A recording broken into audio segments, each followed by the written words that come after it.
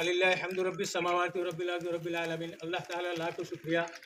হাসানা আইজের সংস্থার পক্ষ থেকে আমাদের চারিকাটা ইউনিয়নের বিভিন্ন মৌজার যে অসহায় মানুষে কোরবানি দিতে পারতেছে না, তাদের হাতে যে কোরবানির আপনার একটা অংশ আনিয়া পৌঁছিয়া দিতে, এখন সমস্ত মানুষে মহিলা এবং পুরুষ অনেক বাচ্চাই তাদের পরিবার থেকে বড় মানুষ মহিলা বা বড় কেউ আসতে পারছেন না, তাদের হাতে তুলে দেওয়া হয়েছে।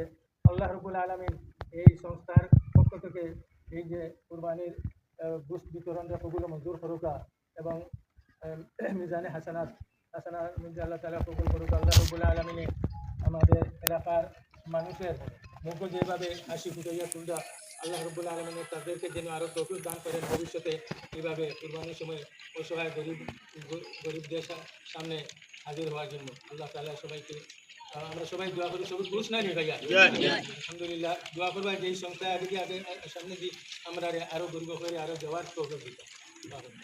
ওয়ালাইকুম রহমতুল্লাহি ওয়া বারাকাতুহু।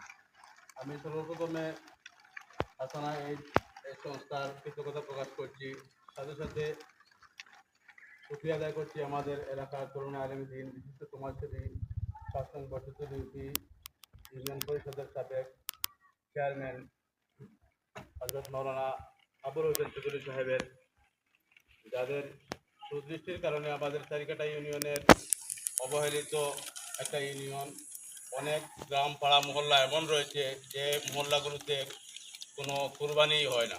তাদের ঈদের খুশিটা ঈদের নামাজ পর্যন্ত সীমাবদ্ধ থাকে। এই অনেক মহল্লার ছেলেমেয়েরা কুরবানির ঈদে যে কুরবানি কি জিনিস সেটা তারা চোখেও দেখে না।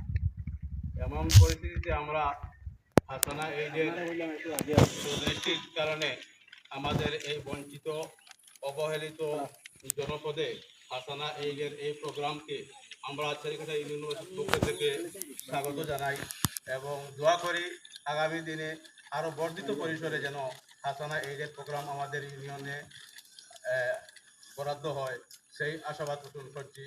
পরিশেষে দোয়া করি হাসানা এইডের এই প্রোগ্রামকে আল্লাহ পাক রব্বুল আলামিন কবুলিয়তের তমগায় ভূষিত করেন।